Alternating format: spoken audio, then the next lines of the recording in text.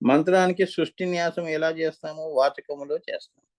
సృష్టి న్యాసము అంటే శరీరము సృష్టి కదమ్మా, అవునా? సృష్టి శరీరం పెట్టుకొని మనసుని, అవునా, గట్టిగా చెప్తాం. మనసు ఇంకా మళ్ళీ ఇంకో ఆలోచన చేయకుండా గట్టిగా ఓం అనేది సృష్టి న్యాసము అంటారు. ముందు ఆ ప్రాక్టీస్ చేయాలి. చేస్తే ఈ మనస్సు అనేది, ఈ శరీర భావన అనేది తగ్గుతూ ఉంటుంది నెమ్మదిగా. స్పూన్ ఫీడింగ్ లాంటిది. ఒకటేసారి ఆవకాయ అన్నం పెడితే ఎలా చిన్నపిల్లలకి? ఇంకా పండలేదు అంటే ఎందుకు పండుతుంది అది? దానికి ఒక పద్ధతి ఉంది. ఆ పద్ధతిలో వెళ్తే పండుతుంది. మంత్రానికి సృష్టి న్యాసము వాచకములో చేస్తాము. స్థితి న్యాసమేమో ఉపాంశు జపములో చేస్తాము. స్థితి న్యాసం ఎక్కడ చేస్తాము? నీ మనసు బాగాలేదు, అబ్బబ్బబ్బా! ఏదో ఆలోచనలు వస్తున్నాయి అన్నప్పుడు మనసులో మంత్రం చెప్పుకుందాం బాబు అని ఓం హ్రీం ఓం ఓం అంటే ఇప్పుడు నేను గట్టిగా చెప్పాను. ఉపాంశు అంటే లోపల. నీ వరకు వినిపించేది ఉపాంశు జపం. అది చేస్తాం. సంహార న్యాసము మనోజపములో చేస్తాము. ఈ సంహారం అనేది ఏదైతే ఉంటుందో అది ఎక్కడ చేస్తాము? మనసులో చేస్తాం. మనసుని అమనస్కం చేయాలంటే మనసుకి ఈ అలవాటు చేయించాలి. మంత్రం ఇస్తే ఇక అదే పట్టు. చిన్నపిల్లలకి ఆట బొమ్మలు ఇస్తే ఏం చేస్తారు? అందరినీ మర్చిపోతారు. అలానే నువ్వేం చేస్తున్నావు? మనసుకి మంత్రాన్ని ఇస్తే ఆలోచించడం మానేస్తుంది, అమనస్కం అయిపోతుంది అని. ఇవన్నీ కూడా దశమహ విద్యలో వస్తాయమ్మా. ఊరికే మనం ఏంటంటే ఇవన్నీ చేయకుండా ఏదో పుణ్యం అనేది పక్కన పెట్టామా. పుణ్యం ఏముంది, అవునా? ఒక నెల జీతం వచ్చింది, వచ్చే నెలకి అయిపోతుంది కదా. పుణ్యం కూడా అంతే. నీ జీతమే ఇప్పుడు మన జీతం మనం కష్టపడి సంపాదించుకుంటున్నాం కదా. అది 10 నెలల్లోనే జీవితాంతం ఒకసారి జీతం తీసుకుంటే అయిపోతుందా? ప్రతి నెల కష్టపడాలి కదా. పుణ్యం కూడా అంతే, అయిపోతూ ఉంటుంది, తరిగిపోతూ ఉంటుంది, పెరుగుతూ ఉంటుంది. నువ్వు చేసే నీ కర్మ క్రియలను బట్టి. అర్థమైందా? సో స్వర్గలోకంలో నువ్వు వెళ్ళినా కూడా నీ నీ నీ దగ్గర ఎంత పుణ్యం ఉందో అంతవరకే ఆ లోకాల్లో నువ్వు తేజస్సు ఉంటుంది. తర్వాత మళ్ళీ నీకు భూమి మీదకి నువ్వు రావాల్సిందే. ఇవన్నీ నీకు రాకుండా ఈ లయాతత్వాన్ని ఈ దశమహావిద్యలు ఇస్తున్నాయి. ఏ లోకాల్లో ఎందుకు ఇంకా మళ్ళీ మళ్ళీ నువ్వు పునర్జన్మ? ఇది జన్మ లేనిది. అంటే మనసు నిస్సంకల్పం చేస్తేనే కానీ నీకు లయం రాదు అని. సంకల్పం చేసి నేను పుణ్యం చేస్తాను అంటే దాని ఫలితం కూడా, ఆ పండు కూడా నువ్వే తినాలి. అది సుఖ ప్రారంభం కానీ దుఃఖ ప్రారంభం కానీ. పోయిన జన్మలో ఎవరినో బాధ పెట్టాను, ఇప్పుడు బాధపడుతున్నాను అని ఏడుస్తుంటారు చూడు చాలా మంది. అలా ఏ పూర్వజన్మలో ఏ మంచి పని చేశాడండి అందుకే అతనికి కలిసి వచ్చింది అంటారు. అది వారు కొన్ని పూర్వజన్మ సుకృతం. అట్లా అన్నమాట. సంహారం దేనిని చేసాము? మంత్రం యొక్క మనస్సు శీలమైన భావనని సంహారం చేశాము అక్కడ వరకు. ఆ తర్వాత దానిని మౌనముగా మార్చాము. మనసుని ఏం చేస్తున్నాము? ఈ యొక్క సంహారం ఎలా చేస్తున్నాము? మనస్సు అనే భావనని దాన్ని మనం సంహారం చేస్తున్నాము. అక్కడ నెమ్మదిగా ఆ మనసు అనేది మౌనంలోకి వెళుతుంది అని, ఇంకా ఆలోచన చేయటం మానేస్తుంది అని. తర్వాత మార్చి ప్రాణజపము చేస్తున్నాము, నాద జపము చేస్తున్నాము. ఈ నాదం అనే ప్రాణజపములు మళ్ళీ 3 దశలు ఉన్నాయి. తర్వాత ఏం చేస్తున్నావు? క్రియాయోగం చేస్తున్నావు కదా ప్రాణంతో. కుంభక రేచక పూరక. ఈ ప్రాణజపములో మళ్ళీ 3 దశలు ఉన్నాయి అంటున్నాడు. ఏమిటవి? ఒకటి బహిర్నాదము, అంటే మనం పీలుస్తున్న గాలి లోపలికి వస్తుందని, వచ్చి అంతర్నాదాన్ని సృష్టిస్తోందని, ఈ నాదము ఏకముగా చెయ్యాలని నేను కూర్చున్నానన్న 3 భావనలు. ప్రాణజపంలో 3 దశలు, 3 విద్యలు. ఆ పిమ్మట ఈ ప్రస్థానంలో ముఖ్య ప్రాణము 4 విధములైన సమీకరణాన్ని. ఇప్పుడు కుంభకరేచక పూరక 3 దశలు ఉన్నాయి కదమ్మా. ఏమని చెప్తున్నాడు? ఒకటి బహిర్నాదము, అంటే మనం పీలుస్తున్న గాలి 3 దశలుగా ఉన్నాయి. ఒకటి బహిర్నాదము, అంటే మనం పీలుస్తున్న గాలి లోపలికి వస్తుంది అన్న స్పృహ నీకుంది. వచ్చి అంతర్నాదాన్ని సృష్టిస్తుంది. లోపల కూడా నాదం వింటున్నాను స్వామి నేను అంటుంటారు కదా. అలా ఈ నాదము ఏకముగా చెయ్యాలి అని నేను కూర్చున్నాను అన్న 3 భావనలు. 3 ఉన్నాయిగా. ప్రాణజపంలో ఈ 3 దశలు కూడా 3 విద్యలు. ఆ పిమ్మట ఈ ప్రస్థానములో ఈ ముఖ్య ప్రాణము, ఈ 3 నుంచి పుట్టింది ఉదాహరణ ప్రాణం కదమ్మా. అంతే కదా. క్రియాయోగం చేస్తే ఉదాహరణ ప్రాణ ఉత్పత్తి అవుతుంది. ఆ విధములైన సమీకరణాన్ని ఏకీకరణాన్ని పొందుతుంది. అలా నువ్వు ఈ 3 దశల్ని కలిపేసి ఏకీకరణాన్ని పొందాలి. అంటే నువ్వే ఉదాహరణ ప్రాణముగా, నువ్వే ముఖ్య ప్రాణముగా అయిపోవాలి అని. అంటే అక్షరము నాదమే, నాదాన్ని జ్యోతిగా నువ్వు ఏకీకరణాన్ని పొందాలి. మూలాధారము దగ్గర అహం బ్రహ్మాస్మి. ఇప్పుడు 4 మహావాక్యాలన్నీ దాటాలి నువ్వు ఈ క్రియాయోగం ద్వారా. కుంభక రేచక పూరక. ఇప్పుడు ఈ 4 మహావాక్యాలు ఎలా ఉంటాయి చూడండి. మూలాధారం దగ్గరేమో అహం బ్రహ్మాస్మి ఒక దశ. మణిపురము దగ్గర బ్రహ్మైవాహమస్మి. అలానే దహరము దగ్గరికి వచ్చినప్పుడు బ్రహ్మైవాహమస్మి అహమస్మి అమ్మ. మణిపురం దగ్గర బ్రహ్మ అహమస్మి. అలానే దహనం దగ్గరకు వచ్చినప్పుడు బ్రహ్మైవాహమస్మి. ఆజ్ఞ దగ్గరకు వచ్చినప్పుడు సర్వం కల్విదం బ్రహ్మ. ఈ 4 శివశక్తి భేదము చేత మనలో ఉన్న ఈశ్వరుడు అనే ఆత్మ యొక్క జీవ లక్షణముగా అవుతాయి. ఈ 4 మహావాక్యాలు ఈ ఆత్మ ఈశ్వరుడి పైనుంచి కిందకు వచ్చేటప్పుడు ఇవి ఏమవుతున్నాయి? జీవ లక్షణములుగా అవుతాయి అంటున్నారు. అంటే సృష్టి జరుగుతుంది అని. దీన్ని మనం ఏం చేస్తున్నాము? మళ్ళీ పైకి వెళ్ళిపోతున్నాము. ఈశ్వరుడుగా అయిపోవాలి. దేవుని చేయాలి. ఈ 4 శివశక్తి భేదముల చేత మనలో ఉన్న ఈశ్వరుడు అనే ఆత్మ యొక్క జీవ లక్షణముగా అవుతాయి. సో సృష్టి న్యాసములో అది సృష్టి న్యాసములో, స్థితి న్యాసములో ఒక సంహార న్యాసములో అది విరహితమైపోతుంది. స్థితి న్యాసంలో ఏమవుతుంది? విరహిత అయిపోతుంది. ఏమ్మా? అలానే ప్రాణజపంలో స్వపర భేదాలు దాటటము అంటే అప్పటికే ముఖ్య ప్రాణ తేజస్సు 9 విద్యలని కులచక్రంలో దాటుకుంటూ వచ్చిందని. 9 విద్యలు, దశమహా విద్యలు కదమ్మా. ఇవన్నీ దాటుకుంటూ నీ ఆత్మ ఎంత ప్రస్థానం చేస్తుందో చూడండి అంటున్నాడు. ఇది సంహార న్యాసములో అది విరహితమైపోతుంది. ప్రాణజపములో క్రియాయోగంలో ఈ స్వాని దాటటము అంటే అప్పటికే ముఖ్య ప్రాణ తేజస్సు. అప్పుడే నువ్వు తేజస్సు అయిపోయావు కదమ్మా. ఇప్పుడు బ్రాజస్సు నుంచి ఓజస్సులోకి వెళ్ళిపోవాలి, బిందువులోకి. ఆ తేజస్సు 9 విద్యలని. అప్పటికే 9 విద్యలు నువ్వు మరి యోగం అంటే ఏమిటి? ఈ దశమహావిద్యలు, ఈ 9 ఆవరణాలు దాటావు. భూపురాజు రాకలు, అవునా? అన్ని లెక్క పెట్టుకుంటూ వస్తే దహరం దగ్గర ఆజ్ఞా చక్రం దగ్గరికి 9 చక్రాలు. అంటే మూలాధారం కింద అష్టకోణ షట్కోణాలు అన్ని కలుపుకుంటే 9, పైన ఇంకో 9. ఇప్పుడు ఏంటి? శారీరకగతంగా 10 ఆజ్ఞా చక్రం దగ్గరికి రాగానే 10 విద్యలు నువ్వు నేర్చుకొని దాన్ని నువ్వు ప్రాక్టీస్ చేసి సాధన చేసి ఆ స్థితికి చేరుకున్నావు అని చెప్తున్నారు. అవి లోపల అవన్నీ ఆయన ఎక్స్ప్లెయిన్ చేస్తున్నాడు.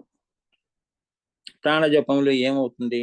స్వ అనే దాన్ని దాటటము అంటే అప్పటికే ముఖ్య ప్రాణము తేజస్సుగా 9 విద్యలని కులచక్రములలో దాటుకుంటూ వచ్చేసింది. కులచక్రాల్లో అష్టకోణము, షట్కోణము, మూలాధారము, స్వాధిష్టానము, మణిపురము, దహరము అప్పటికే 9 విద్యలని ఈ క్రియాయోగం ద్వారా అంటే దశమహావిద్యలు అన్నమాట. అమ్మవాళ్ళని నువ్వు ఆ వ్యావృతులను దాటావు అని.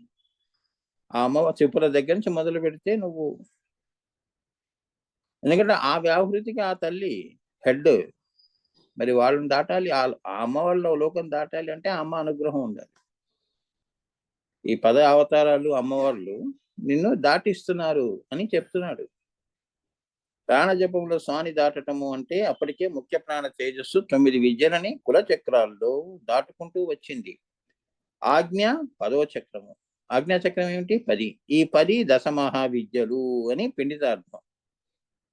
ఈ అమ్మవారిని నువ్వు కొలవటం వలన చతుర్యాగ క్రమంగా నువ్వు కొలవటం వలన నీకు పిండితార్థం ఏంటి అంటే ఆజ్ఞా చక్రం దగ్గరికి నిన్ను తేజస్సుగా అక్కడ నిలుపుతారు వాళ్ళు అని పిండితార్థం. చాలా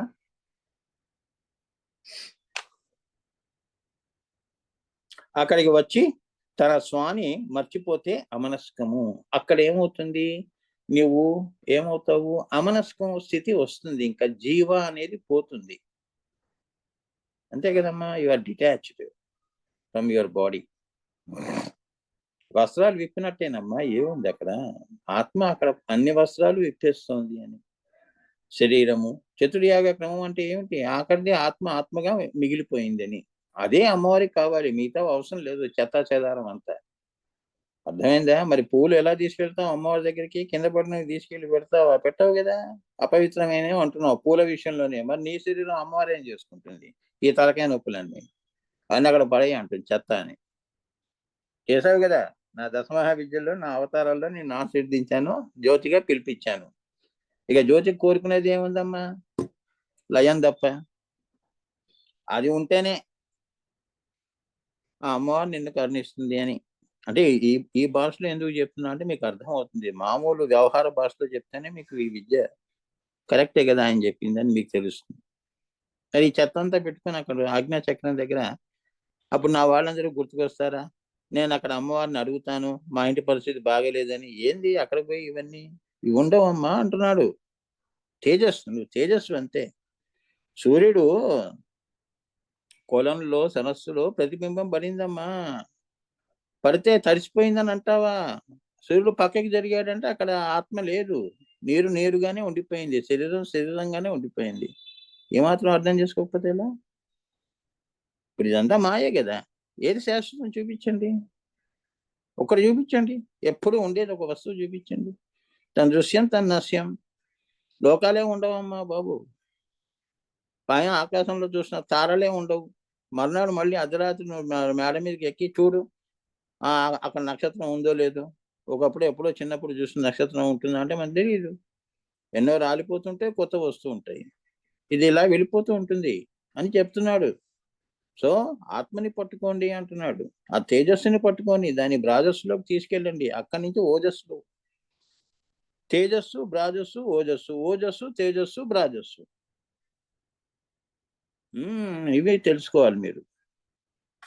అందుకే ఈ ఓజస్సుతోనే బ్రాజస్సు మనకి ఎవరు ఇచ్చారు ఈ శక్తి? ఆదిత్యుడు. అందుకే ముందు ఆయనకి నమస్కారం పెడతాం, ఆదిత్య హృదయం చదువుకుంటూ. చాలా స్వాని మర్చిపోతే అమనస్కము. అంటే ఆజ్ఞాచక్రము గొప్ప బలిపీఠము లాంటిది. ఆజ్ఞాచక్రము మరి అదంతే కదమ్మా, బలిపీఠమే కదా. అన్నీ నువ్వు వదిలేసుకుంటావు. నేను వదలను అనుకున్నప్పుడు నువ్వు కిందే ఉంటావు, పైకి నేను రానివ్వదు.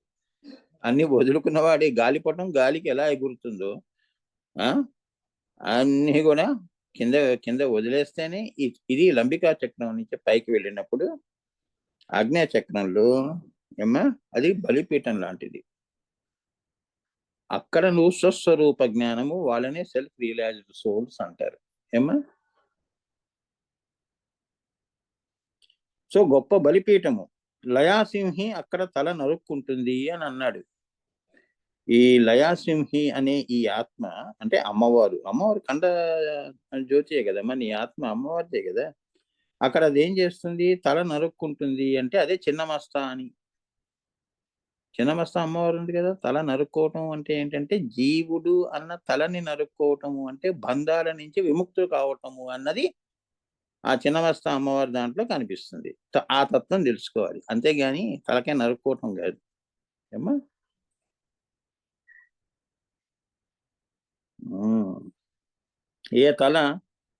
ఏ తల అది అంటే తన అహం యొక్క, తన మాయ యొక్క అవసరము తీరిపోయిందని తన మాయా శిరస్సుని తానే ఖండించుకుంటుంది.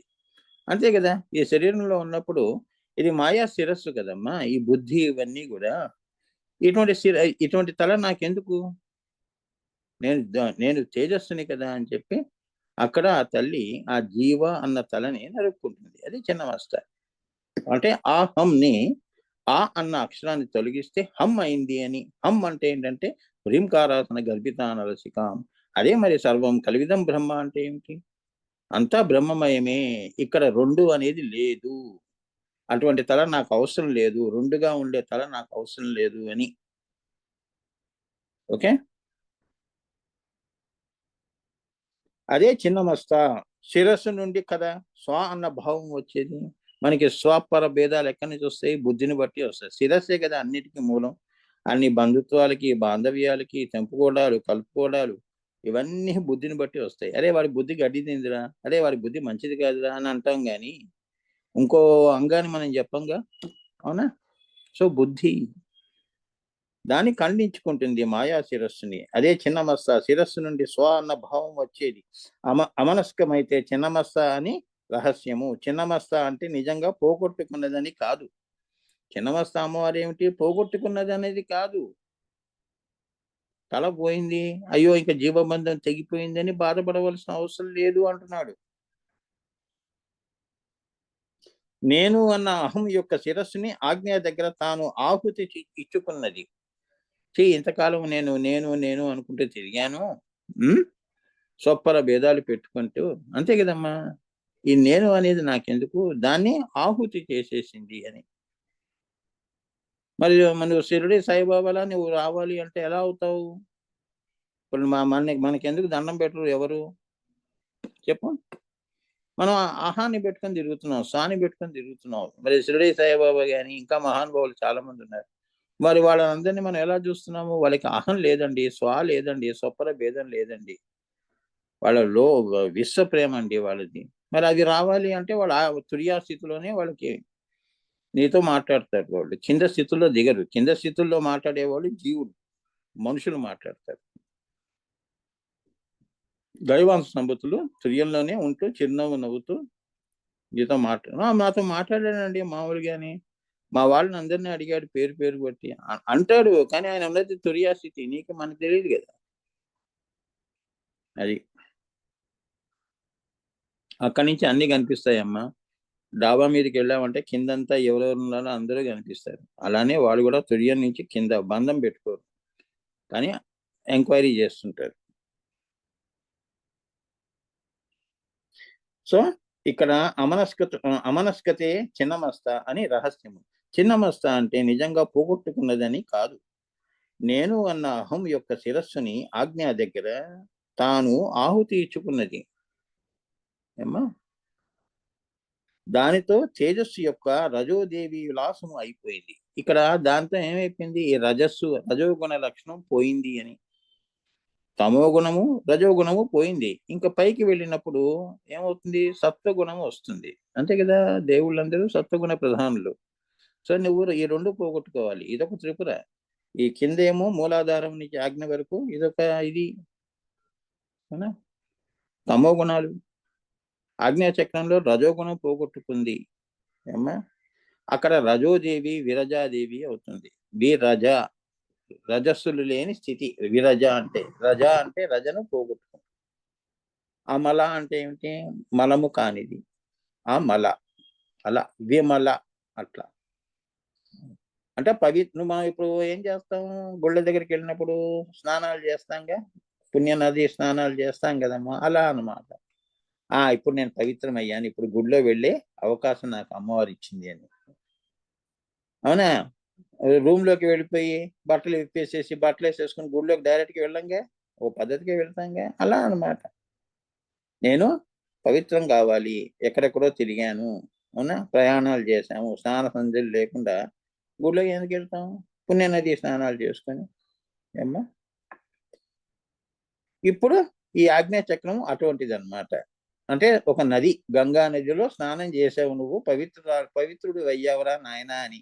ఇప్పుడు గుడికి రా అంటే సహస్రార కమలం దగ్గరికి ఇప్పుడు వారు చెప్తారు. ఇంకా పైకి ఎలా ఈ దశమహావిద్యలు నిన్ను ఎలా ఈ అమ్మవాళ్ళు నిన్ను ఆ స్థితికి, నువ్వు ఇప్పుడు ఈ స్థితిలో ఉన్నావు అంటే కింద వాళ్ళందరూ కూడా నీకు ఎంత అనుగ్రహిస్తే నువ్వు ఆ స్థితికి వచ్చావు. అందుకేనమ్మా మంచివాళ్ళు ఎప్పుడు కనిపించరు, మంచివాడు చేశానని చెప్పడు. అవునా? అమ్మవాళ్ళు అంతే, గురువులు అంతే. అందుకే కనిపించని గురువులు వాళ్ళు అదృశ్యంగా ఉంటారు, కానీ వాళ్ళు పేరుకి అన్నిటికీ అతీతంగా ఉంటారు. తేజస్సు వాళ్ళు, దివ్య తేజస్సులు. ఆ దివ్య తేజస్సుని నిన్ను చేయటానికే ఆజ్ఞాచక్రం దగ్గరికి రప్పించారు. ఇప్పుడు నేను జ్యోతికి నీ జ్యోతికి తేడా లేదు అని. అదే అక్కడి నుంచి ఇంకా పైకి వెళితే గురువుని మించిన శిష్యుడు. అర్థమైందా?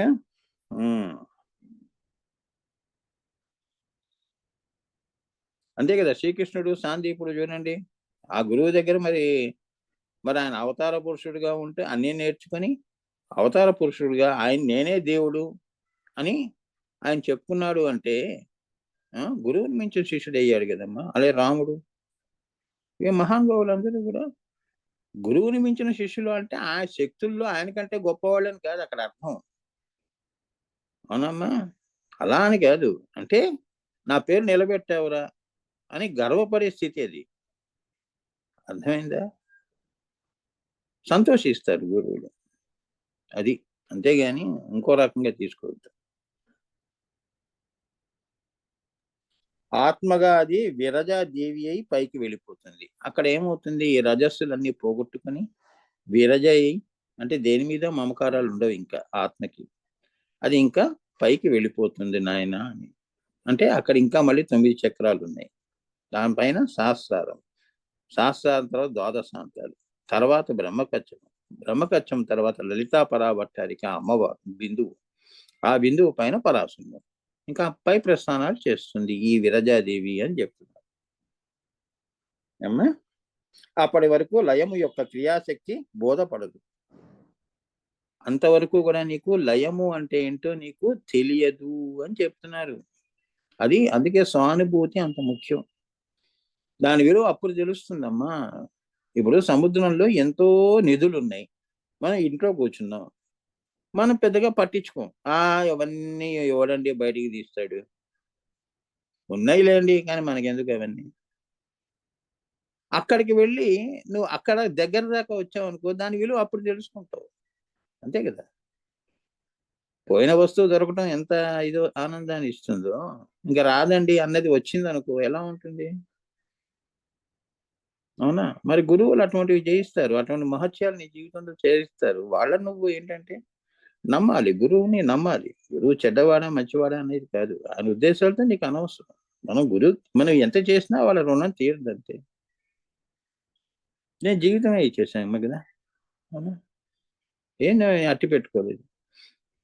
కష్టమో, సుఖమో ఎవరికీ చెప్పుకోలేదు. నా ఆంతరంగిక శిష్యులు కొందరు ఉంటారు పాపం. వాళ్ళకే నేను చెప్పుకుంటాను నా బాధ ఏదన్నా ఉంటే. అందరికీ నేను లోకంలో అందరి దగ్గరికి వెళ్లి నేను కష్టపడుతున్నానని ఎవరికీ చెప్పను.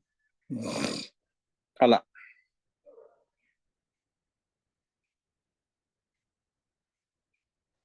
ముఖ్య ప్రాణం పైకి పోతుందని మాత్రమే తెలుస్తుంది. ఏమ్మా? ఆ పోతున్న అదంతా మాయే అని తెలుస్తుంది. ఇప్పుడు ఆగ్నేయ చక్రం నుంచి కూడా పైకి వెళ్తున్నప్పుడు నీకు ఈ సానుభూతి వల్ల ఇదంతా కూడా మాయా ప్రస్థానంగానే అనిపిస్తుంది అనే సూక్ష్మమైన భావన నీకుంటుంది.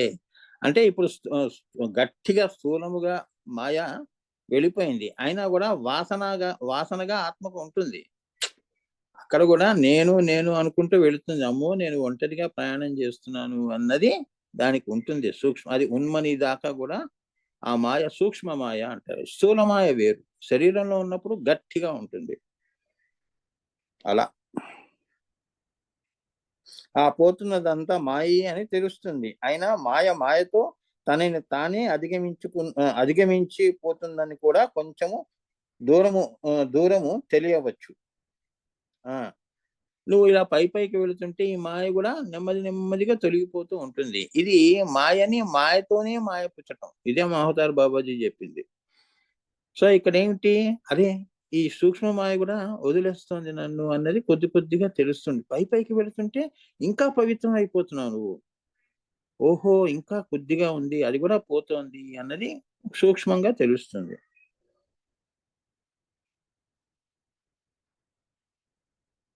సో అధిగమించి పోతుందని కూడా కొంచెము దూరము తెలియవచ్చు వెళ్ళిన తర్వాత. సో మాయతో సాంగత్యం పెట్టుకుంటే నా తేజస్సు బయటపడదు అని మనస్సు తెలుసుకుంటే అదే చిత్ అవుతుంది. ఏమ్మా? మాయతో సాంగత్యం చేస్తే ఏమవుతుంది? మాయతో సాంగత్యం చేస్తే ఆ తేజస్సు బయటపడదు. అది మనస్సు అని మనస్సు తెలుసుకుంటే అది చిత్ అవుతుంది. ఏమ్మా? నా తేజస్సు బయటపడదు. మనస్సు తెలుసుకుంటే అది చిత్ అవుతుంది. అంటే మళ్ళీ మనసు అయిపోతుంది అని. మాయలో పడతావు అని. నేనే జగత్తు కూడా నాదే. ఇచ్చా జ్ఞాన క్రియాశక్తులు నావే. అనేకమంతా నా కోసమే పరమేశ్వరి నిర్మించింది. నా ప్రయోజనానికే ఈ జగత్తు యొక్క నిర్మాణం అయినది అన్న అహంభావనను శిరశ్ఛేదనము చెయ్యటమే చిన్నమస్త. నువ్వు పైకి వెళ్తుంటావు కదమ్మా, నీకు ఆ స్వభావన తెలిసిపోతూ ఉంటుంది. ఆనందంలో ఏం తెలుసుకుంటావు? ఈ అమ్మవారు, ఈ జగత్తు నాది, ఇచ్చా జ్ఞాన క్రియాశక్తులు నావే, ఈ అనేకము నా కోసమే అమ్మవారు పుట్టించింది, నా ప్రయోజనానికి జగత్తు కూడా నిర్మాణం అయింది అన్న అహంభావం ఏదైతే ఉంటుందో అక్కడ శిరచ్ఛేదనము చేయటమే. ఆ అంటే కింద ఏమో అహంకారము, ఆ పైన ఏమో అహంభావాన్ని కూడా ఆమె శిరచ్ఛేదనం చేయటమే. ఆఖరిగా ఈ చిన్నమస్త అమ్మవారు అది కూడా తొలగిస్తుంది, అక్కడ నీకు కరుణ చూపిస్తుంది అని, అది తీసేస్తుంది అని. పెద్దవి ఇచ్చేటప్పుడు ఇవన్నీ అలవాట్లు మాన్పిస్తుంది అని. అంతేగా, అక్కడ వరకు అది కాలమహిమిగా వస్తుంది. కాబట్టి ఈ చిన్నమస్త అమ్మవారు అక్కడ దాకా ఎలా వస్తుంది? కాలమహిమి దాకా వస్తుంది. అందుకే కాలం యొక్క ప్రభావాలన్నీ నీ మీద ఉంటాయి. ఇప్పుడు నువ్వు అకాలంలోకి వెళ్తావు. అకాల మహిమిని అంటే ఏంటంటే కాళీ అవతారంలో ఎలా ఉంటుందో చెప్తున్నాడు.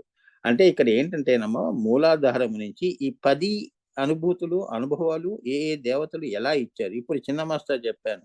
ఇప్పుడు రాబోయే క్లాస్‌లో కాళీ, ఈ అమ్మవార్లందరూ గూడా ఈ ఈ యొక్క మూలాధారం నుంచి ఏమ్మా ఈ సహస్రారం వరకు ఈ అమ్మవార్లు నిన్ను క్రియాయోగంలో ఎలా నిన్ను పైకి తీసుకెళ్తున్నారు, ఏవి తీసేస్తున్నారు అన్నది పిండితారు. అందుకే దశమహావిద్యలు పూజ చేస్తే ఇవన్నీ నీకు అసలైన లక్ష్మి అంటే ఇది అమ్మా. అసలైన లక్ష్మి అమ్మవారు అంటే ఇదమ్మా, ఇది నువ్వు సంపాదించుకోవాలి. కుండలినియే భోగము, భోగస్థానము మూలాధారం కదా. ఆ భోగలక్ష్మిని మహాలక్ష్మి చేయాలి అమ్మా. సో ఈ అమ్మవార్లు, ఈ కాళీ కూడా అచల వరకు అది రజోదేవిగా వస్తుంది కనుక చిన్నమస్తాయి. అక్కడ కాలమహిమ్నిగా వస్తుంది కాబట్టి ఆమె కాళీ అవుతుంది, అంటే కాలము. అచల వరకు అది రజోదేవిగా వస్తుంది, అంతవరకు రజోదేవిగా వస్తుంది కనుక చిన్నమస్త అయి తన రజస్సును తానే త్రాగుతుంది కాబట్టి రక్తముతో దాని నాలుక బయట ఉంటుంది అని దానిలోని అర్థము. ఇది చాలా ఇంపార్టెంట్. ఇది చెప్పి ఆపేస్తానమ్మా.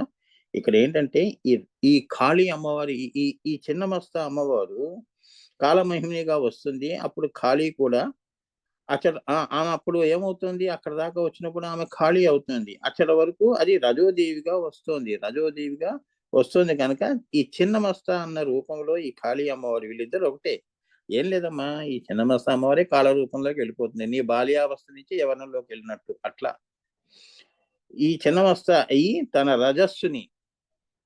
రజస్సులు ఉన్నాయి కదా, తానే త్రాగుతుంది అని, తల నరుక్కుని తానే తాగుతుంది కాబట్టి రక్తముతో దాని నాలుక బయట ఉంటుంది. కాళీ అమ్మవారిది ఎలా ఉంటుంది? తన రజస్సుని తానే తాగి నాలిక నుంచి రక్తం కారుతూ ఉంటుంది. చాలా డీప్ మీనింగ్ అమ్మా ఇది. ఇది బహు విస్తారంగా నేను వచ్చే క్లాస్లో చెప్తాను. ఇవన్నీ మీరు అదృష్టవంతులు కాబట్టి ఇవన్నీ తత్వాలు, అంతేగాని రక్తంగా చూడొద్దమ్మా. అది రజస్సులని తానే తాగుతుంది అమ్మవారు, అందుకే నాలిక ఎర్రగా ఉంటుంది. రజోగుణం కూడా ఎరుపు వర్ణం కదమ్మా అది. సో ఇక్కడికి ఆపుదాం నాన్న.